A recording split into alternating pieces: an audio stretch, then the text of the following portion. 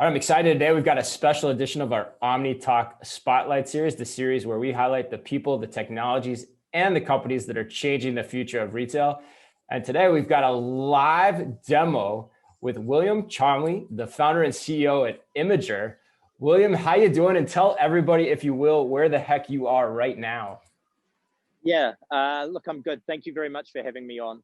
So we're here in Osaka, Japan. We are here at custom H2O's branch store, Oasis. This is in the Nakanoshima area. As far as we know, this is the world's largest autonomous checkout store that is using only vision, so no barcodes whatsoever. To give you a little bit of an idea on our customer in the store, H2O's got around 152 of these stores. This is our first in the deployment. The store itself is 9,000 square feet, around 8,000 SKUs, and that is being constantly updated daily, not by Imager, actually by the store staff. So that's one we really wanted to drive home. So I guess what we've put in store for you today, we will take you in, we want to show you around, we want to show you the technology, the shopping experience, more importantly, how the store interact with this application, or this platform, I should say. And then, yeah, let's take it from there. Let's do it, man. And we're a far cry from Pittsburgh. This sounds great. Let's do it. Yes, cool. Yes, the other side of the world. Let's go in there. Yeah, so look, this is, again, the Oasis store. This handles around 3,000 users per day. Again, the demographic is anywhere between 20 to 70. So like you'll see, full grocery offering. Imager handles 100% of everything in here. Everything in the store. Everything in the store, and we will demonstrate that today. One thing I do want to probably call out, because I know, Chris, you especially are a fan of, that Amazon Go technology, is if you take a look in the ceiling, all you're going to see here is lights. So we have no infrastructure here. We've got one Wi-Fi router that can handle hundreds of users in here, which is really important for us. And we've got no cameras. Yes. So yeah, this store existed before, right? It was already there. This was, you didn't have to, re-architect anything, like you're saying, from an infrastructural perspective. All this stuff was here and already there. That's correct. And one thing I want to call out is the fact that, we did this during COVID. We've got a team of 5 up here. All the rest are in New Zealand. So it is really light touch. If a team of 5 can do it pretty quickly, now we're working with H2O so that they can roll it out by themselves. We'll show you the back end of the store as well. The loading dock, everything here existed before. We've just kind of layered on top of it. Great. Did the store have to be closed? Did the store have to be closed at all, William? Like, what did the setup time take, just for context? No, so the store has remained open the entire time. So there's been no change to the operations. In terms of the onboarding of a SKU, so how we actually image the SKU, that only takes 8 seconds. So that was done in the morning. It took us, I think we're doing around 1,500 products a day, but only with one station. And so look, really, really quick. We were doing that before the store opened. So we were able to get the store up and running within inside a week. The great thing here is that now as we go to the second store, it's actually just a matter of getting the hardware to them. That's kind of another piece that we want to emphasize, is the scalability of this technology. Because the imaging's done. That makes sense. Okay. Yeah. So a customer walks in. Right now, we just have our small booth. So this store here has been open for 2 months. We have a demographic across, 20 to 70-year-olds, as we said.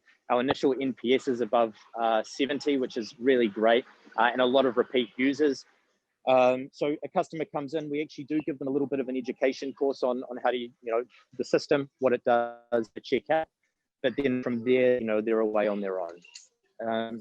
As a little bit of a recap, in fact, you've got a cart currently being used over there.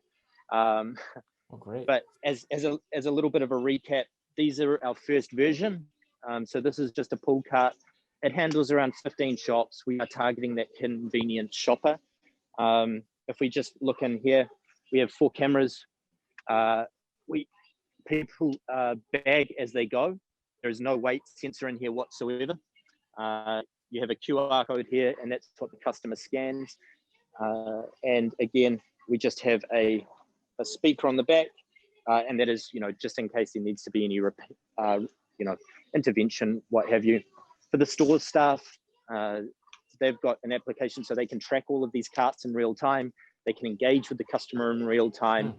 They can onboard SKUs. So, it really is an end-to-end platform that's white labeled. So Imager doesn't need to be involved. The store runs the store just exactly how they already do.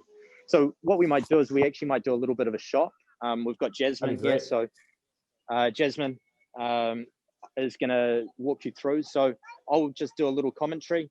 So here in Japan, you now need to pay for plastic bags. So a lot of people are now using reusable bags. So Jasmine walks in. She's going to pair to the cart by opening the Imager application. Again, this application in the future will be white labeled, so it will fit inside a retailer's app. You can now see that she is paired. So now let's go for a bit of a shop. Okay. So you pair your phone to the cart. That's a key piece. Okay. Yep. So, fresh fruit is not a problem. So again, here in Japan, everything is itemized, which does help. Right. So, I mean, you can just see here, Ashley, for example, $5.80 for apples, bananas are a certain price. Again, what else is, okay, so I'm not sure what she's quite shopping. Okay, we've almost had a collision, sorry, with another smart. She's on a mission. She's on a mission. This is great, full store. Yeah, so 100% coverage. So what you're going to see here, it looks like we're doing a bit of a protein load here. Here, can I just grab the, here we go. So what you'll see here, look, this is in Japanese, but again, I might just quickly take something up. So what you're going to see, again, in close to real time, is that has now been removed, right? So the customer has real-time engagement. Why don't we just, so again, everything like fish, your meat, your deli, all of this is taken care of. So in terms of sushi, yeah, sure thing. Again, we do have good usage here. So I just want to kind of show you guys, here's a sushi plate. We just need to make sure that, this stays intact. So if you just want to add that in. Wow, and so that's imaged in some way, shape, or form too, William, to the point that you were making before. Yeah, so this actually isn't. So what we're doing is we're extracting from the label as it goes in. Okay, so there's no picking that up from the label. And so again, what we're going to do is we're going to show you some meat here as well. Let me just quickly grab. Like you can see here, look, we've got some meat. So again, $2.48. We're not scanning the barcode here. Right. You just want to pop that in. Now, again, $2.48. So we've got complete coverage over the entire supermarket. Now, if she is having any trouble here, she can actually call for help. So she can call for help here, and that will alert a store staff member to come and give you a hand with anything. If there is, sorry, we're heading down here now as well. Yeah, okay. Picking up some snacks, okay. Yeah, so you've got, again, similar products. Great, yep, wonderful. Great. Yep, okay. Awesome. Now, William, as you guys are walking down that aisle, you mentioned something before that I'd love to talk about as you're walking down that aisle and moving through the store. You said you were focusing on convenience. Why was that? I know when I talked to you a few months ago, that was a key piece of how you were thinking about things. What made you kind of think about it in that way? Yeah, so look, I mean, the markets that Imager are currently in, which is, New Zealand and Asia and, coming up into the Europe and US, we're seeing a change in people's frequency, right? People are now shopping more frequently, 3-4 times per week. These are the people that really want to get in and they want to get out. When you have a look at these large format trolleys, you know, I mean, the US is a good example. Your Walmarts, your Costco's, they've already committed to 3-4 hours of shopping. You know, what's an extra 30 minutes in line, right? You know, these people are wanting to get in, get out. So being able to shave the time off is really important. Yeah, so what we're just going to quickly do is here, we might go and do the checkout because there's quite a few of our carts shopping around here. Sorry. So, I mean, as you can, so, I mean, look, as you can see, they've been really popular. So in terms of alcohol, we have alcohol here. So this piece here is quite important. You know, again, it doesn't matter if you use a smaller Asahi or if you're thirsty and you have a bigger Asahi. We're gonna be able to handle, you know, both of these. So you can see the same Super Dry 500, smaller Super Dry. Let's go to the checkout. I guess, but I guess, you know, before we do, right, you know, you need to be able to throw things in, right? And there is no barcode scanning. So you'll see the natural grain there. Again, you've got your natural grain, the one that we've just chucked in. So let's go to the checkout. So this is the first checkout experience. So what happens is the customer actually generates a barcode on their phone. We then scan that.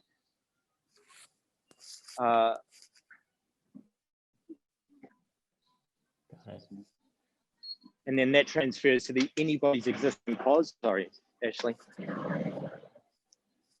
Now they can just, right. Arigatou gozaimasu. Now, I mean, that's the first version of the shopping checkout. In 2 months, we're going to have complete frictionless. So again, you walk in, you can just walk out. Sorry, the store's quite busy. It's lunchtime here. Yeah, it is. But so that's now, interesting. So controlled exit at this point, but you're now designing it for just complete walkout. Should they want to do that? Which they do. They do want to do that. Which they do. And so, correct. And so that is now going live in the next month. One thing I do emphasize, maybe just kind of turning away, you know, we talk about this really light touch infrastructure, is that, you know, you can see there's nothing in the roof. We've got one Wi-Fi router. We can handle hundreds of users. You saw the amount of carts. I just want to show you what actually runs it. So as you can see here, there's a tiny little computer in here. That's all that they need to do to plug it in. And you're away and running. Yeah, no weights in the, no sensors in the shelves, nothing. Like it's just the equipment that you're talking about and describing right now. Yeah, we've actually got we've got someone who's filming their own video, it appears, of the smart card. There you go. What I want to show, now what I want to show you is actually what really excites us. You know, where you see a lot of these frictionless solutions fall over is that they're either just a cart or, you know, when you've got a roof base, they require, you know, a lot of engineers to be involved in the day-to-day, right? Retail, you know, I'm preaching to the choir here with you guys. There's hundreds of new products that come onto shelf every single month, right? And Imager is not a service business. Retailers need to be able to control the system. So here, let's go and check it out. Wow, and this is taking me back. So I can remember thinking through this in some of our old work. Oh my God. Yes, so like you can see here, we've got the back end. So before any product comes onto shelf, what happens if it's a new product? They image it, right? This is the Imager station. So if you stand back, this is actually how we build the SKU set. Like you'll see here, this is we've already had some images that have been successfully uploaded. So what happens is in the morning, I can only talk about this store, that from 9:30, they generally do their upload. So what happens is you go start chicken. If you get this, for example, this is a Coca-Cola. You scan it, this automatically fills in the description, the price, we've already got that. So it's pulling from the POS in real time. They say next, then we go start, we put it in, and then we just take it out. And now what's going to happen is you go stop. That's all good. Now they get around 15 products. So within 30 minutes, this will be recognized by any of their carts throughout the entire H2O network. So William, let me ask you a couple of questions there. This is actually going to be moved to the distribution. Yeah. Oh, sure. No, so I was just going to ask you, it's going to be moved to the distribution. Yeah. That makes sense. Yeah. So let me ask a couple of questions there, double click into that. So, so basically the way what you're describing here is new product comes off the truck. There's some alert to let you know that it's new to the store, goes through that machine to get scanned into the system. And then I would imagine too, there's the fail safe on the backside where if anyone's having problems with the particular item on the floor, store employee gets alerted through that kind of help me signaling that you were talking about before. They take it back there, they get it scanned, they make sure everything's going into the system right. Am I thinking about that in the right way in terms of just kind of base level operations of how that works? Yeah, you are. So, I mean, what happens is that if a product, we've got real live interaction with those cards. You see the speed at which a customer gets feedback through. That gives retailers the same amount of time to actually respond. So if something goes in, it's not a problem. We send the alert to the retailer. You saw how quick that is. But then again, on the backside, they don't actually have to upload it. If a customer's in a hurry, the operations device actually lets them just scan the barcode, add it to that person's cart, and off they go. So, we do have that manual intervention as well, so that they don't have to stand around kind of waiting for the AI to train. It's just, hey, bang, let's get this and, get out of here. That's very slick. Very slick. I love that. Yeah. Okay. Yeah. How many trolleys per store right now, like on average? And can you talk a little bit about the hardware itself and like where's the store storing them or charging them and what's required of that part of it? Yeah, absolutely. Hey, maybe what we'll do is I'll actually go and show you how they're currently doing it. So right now, our carts, we've got around 5 to 6 here. The reason being is that we're releasing our new form of hardware, which will be released in the next 2 months. We're actually going to show you that shortly. So what I can do is talk to you about this cart just here. This is being made in New Zealand. It's run through 15 tests. The reason we run it through 15 tests is because they have a hard life. So they go from water tests to drop tests. We do heat tests. So we run them through all of those to ensure that they can last. In terms of how many, look, this store here and H2O, they have ordered 20 per store. With 20, they are estimating around 25% cost saving per transaction through our platform. So we are actually launching the push cart. They will be stored here. Okay. I'm not sure if it's a good time for New Zealand maybe to show you guys that. But yeah. Got it. So you're moving to a push cart next. That's kind of the next idea. Okay. Got it. That makes a ton of sense. And look, before we do kind of bring that out or wheel that into the room where James and Chloe are, you're going to notice one distinguishable difference from our cart to everyone else's out there. And that is that there's no screen on it. Okay. And yeah, and look, I mean, that's for a number of reasons. First of all, people want to be able to use this cart without having to log in. So one of the shopper journeys that we are enabling is someone can just grab a cart, shop like normal, go to the POS, pay cash or card, and walk out. The second is that obviously they increase the BOM cost, right? So one thing we don't want to do is we don't want these things to be breaking to stop people using them. People are also,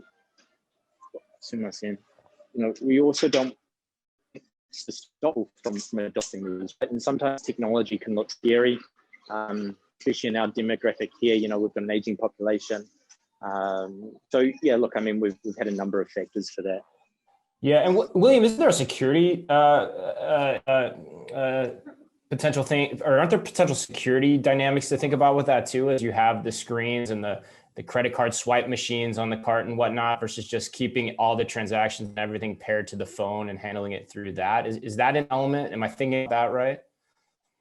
Yeah, you are. I mean, look, I'm not sure where you guys live, but where I live in New Zealand, these things get taken quite a lot, right? And so whatever we can do to make this a dumb trolley, basically, something that is not overly attractive for theft is a step in the right direction for us. We see a screen as something that, is easy to take out.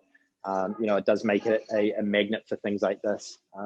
But some of the surveys and the tests that we did was people were scared, or not, like, scared's the wrong word.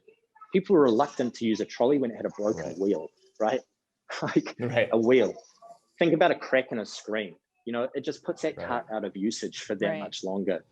So yeah, that's our point there. Got it. That makes sense. Cool. And, well, do they just charge in that same spot as well? Is that kind of, or do they not need to charge? So they last all day. So this store is open for 12 hours. Okay. It can run on a charge. Our carts actually charge as they stack together. And again, look, not having a screen, right? It doesn't require as much, bandwidth running through, drainage on the battery. So as they stack, they're actually charging. One thing there, obviously, that you've got, you can pull it apart saying, yeah, it's first one in, last one out. But overnight, we expect that they will all be charged, and you can see they deplete pretty quickly. So yeah. William, we probably should have done this in the beginning too, but give us a little background. So, I mean, you guys have thought through a lot of different angles here. And I gotta tell you, it's pretty impressive from where I sit and having looked at a lot of this stuff. Give us a little background on the company. How long have you guys been at this and trying to crack the code on this? Yeah, so look, my background is in finance. I started in retailers as part of my job in 2015. As 2015, everyone was pegging this e-commerce wave. And I was basically tasked with looking at whether or not, here, let's go out just so that we get rid of that. Sorry. And so I was tasked with looking at whether or not we were going to be, retailers were going to be around. They had three problems, right? Capped throughput, rising labor costs, and just a poor customer experience, all of which happened at the checkout. I started looking for tech that was solving this so that we could potentially invest in it. I couldn't find any, so I left to solve it. For about a year and a half, I worked on a solution that was using RFID and a combination of AI that ultimately failed. I switched just to AI. We officially kicked off in 2017, and I moved back to New Zealand. I met, my co-founder who's from the US, left his PhD at Purdue. Look, I mean, up until kind of June last year, we'd only raised 3.5 million to date, right? And there's a great quote, I think, and it's constraint breeds creativity. We didn't have lots and lots of capital, and we had to think about things really differently because, we just didn't have the resource. Not only that, we put retailers at the core of our problem. And so we got really close to them to understand their pain points. So we built a solution for them. We're not a B2C play. We are a white label enterprise play. And so for that reason, we have thought about the problems that potentially our competitors may not have.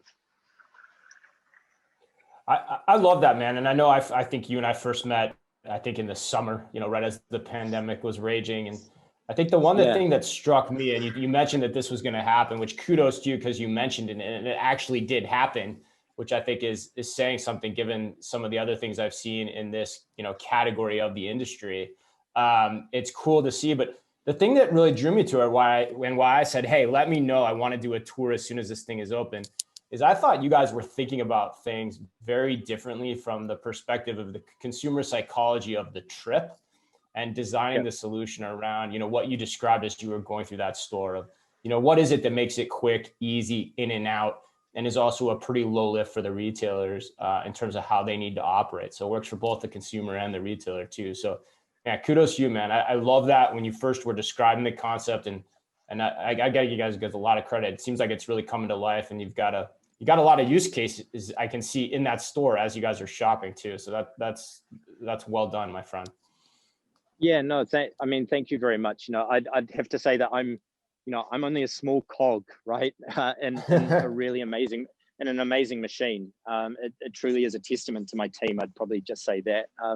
But look, the great thing is the response that we've had, and not all of it is positive, which is fantastic. And that's really going to help shape us. I think what is a real testament as well is actually the size of the store. To be Right. vision only, to be, you know, the world's first 8,000 SKUs, 9,000 square feet. This is actually the smallest of their stores. So the next ones are only going to be getting bigger and bigger, and you know, we have no constraints there. So yeah, real kudos to my team, I would say. And how long did you say you've been open in this store, or you've been operating in this store? Yeah, so we're 2 months in. 2 months. Okay. Correct. And so the way that we actually approached that was from basically a product and engineering perspective. You know, we did restricted hours to start. Let's find the problems. Let's iron them out. Let's figure out, you know, where areas are that can be improved. And slowly, you know, we've been ramping up the hours, getting people comfortable with it, introducing it to the store staff. And look, I mean, at the end of the day, what's great for the store here is that it's actually helping them. You know, they've got a big labor shortage here. The stores are dirty. They need to constantly be cleaning them for COVID. So it's freeing those staff up as well. Yeah, getting more economies of scale out of the store labor. That's I think that's the big question. I mean, just talked about that at NRF last week. Actually, it was the main topic of the discussion. Wow, man, that's cool. I mean, thanks for taking us through it. Anything you want to say? Just, I think in closing, anything you think people should know? You know, I think if people are interested, how can they get in touch with you? Yeah, look, I mean, obviously through our website is a fantastic way. You know, I guess LinkedIn, you're always welcome to come and visit the store. If you'd like a personalized, you know, tour, let us know. I can organize either one of my amazing colleagues to come and to walk you. Otherwise, I just can grab a cart. It's Nakanoshima in Osaka.